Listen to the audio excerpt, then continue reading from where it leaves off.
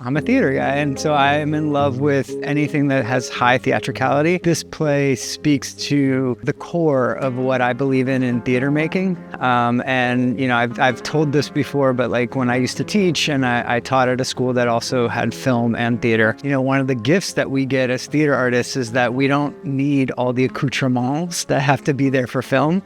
And so like this in a very, very purely theater way says, we're going to go to 20 different locations. We're going to have 30 different characters appear in this story. We're going to have action. We're going to have romance. We're going to have all these exciting stuff. And it's all going to happen with 2 actors just telling you that's what's happening. And you are 100% going to go on that ride. And so like, I love that about theater. Anytime that we can truly capitalize on the gift that the audience is giving us by lending us their imagination, those are the plays that always get me really excited to work on them. The work at Theater Lab, it is always about serving the vision of the playwright. Because we're new work, we're here to say, this is the story that exists. How do we best tell it? Finding that shared humanity, that shared joy. The paradox of all storytelling is that the more personal you make the story, the more universal it becomes. So I think like in this play, it's important as a director to really hone in on what is 100% personal in these stories and happening with these characters, because people are going to connect to those moments of, oh, I know what it feels like to not know a parent that well. Oh, I know what it feels like to feel a little lost and like maybe I could run away from everything. And I think those are the times that we activate the audience's empathy and make them see themselves in a role that is not their own, but maybe has some connections to them. I can't say enough about like how stoked I am about the set. I always try to have a play that I think is going to be a designer's playground, right? Like I think that's part of planning a season here at Theater Lab is making sure that we're showcasing the brilliant ability of the designers we work with, right? And like this one happens to have a lot of it all at once, right? So I think the way in which we utilize what is going to be this beautiful set to become all these different locations, right? The way the lights are going to help tell that story. I'm always a big sound person. Like sound is, very high on my list. When I read a play, I'm already hearing sounds. So I think the soundscape for this is going to be really exciting. I'm thrilled about all the technical aspects of it. Also, I suspect, no, I'm not going to say that. So we're an associate member of National New Play Network, and with that, we have access to the New Play Exchange, which anybody who doesn't, go look at it. It's really great. So the New Play Exchange has got all kinds of scripts up on it, and I'm always looking through to see what is out there and try and discover new plays. And I think he as a writer may have been recommended to me. This is a long time ago. This goes back to like 2019 when I first found this script. And I just was like so enamored with it. And I was like, okay, when's going to be the right time? Then we had a pandemic. Then we had all these other things happen. But the play stayed on my list. And I kept reaching out to, his agents and to him and saying, hey, have you had a production yet? Are you interested? Like, what are you looking for?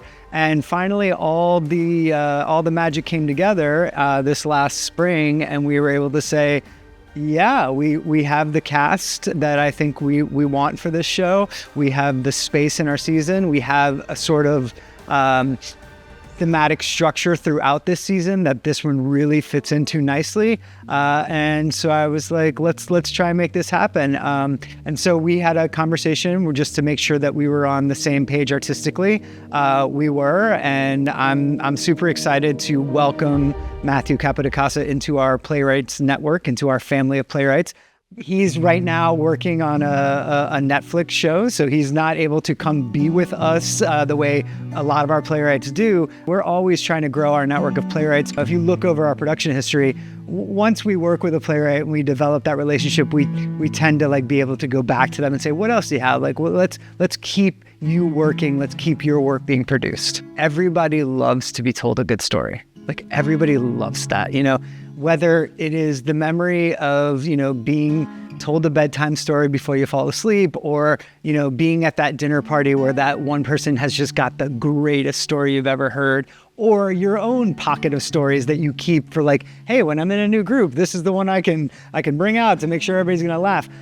This is a great story. It is an epic story. And I think the audience is going to find themselves completely immersed in the twists and the turns and the adventure of it all the while sort of not realizing that they are falling in love with these two characters and what is going to happen to the two of them. How these two women who are both kind of lost end up finding themselves through each other in this place that neither of them understands.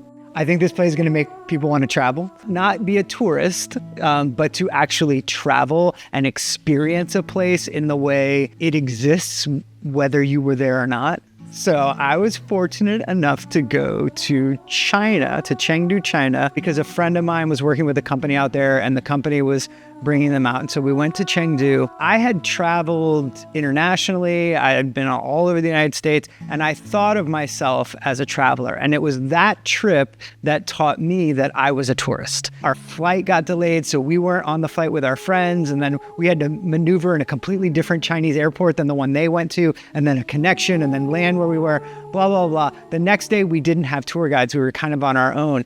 And I had done prep work, like I've downloaded the Uber app, the Chinese Uber app, right? Well, we went to use it and I realized like, oh, you can't use Western credit cards on these apps. The only money I have is the little bit of currency exchange I did before I left.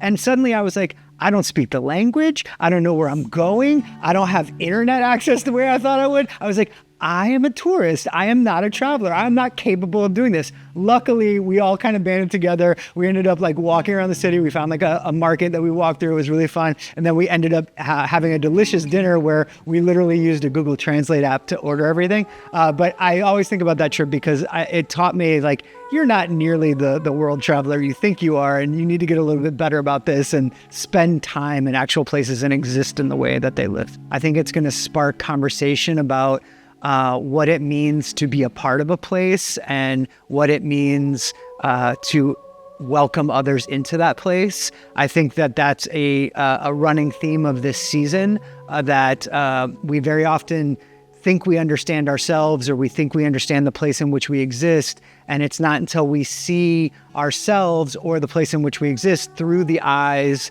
of another that we sometimes go, oh, wait, maybe I don't fully get this. Maybe I need to, I love the joy of like being a tourist in your own town sometimes, like finding out that there's something in your own town that you're like, that's here? What? And I love that. And I think like we can get in the habit of being too familiar with ourselves and with the place in which we live and the people around us. So I hope that this place starts to unlock some of that. It's that old thing, like, just live your life curiously.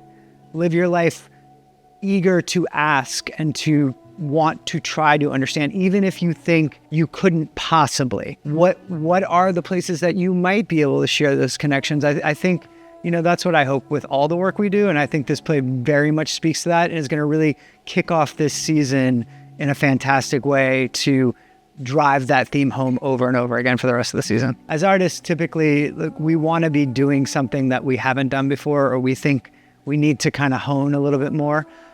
This just being two actors, very specific at the top of the play. There are no props in this play. Very specific at the top of the play. Please don't pantomime the action.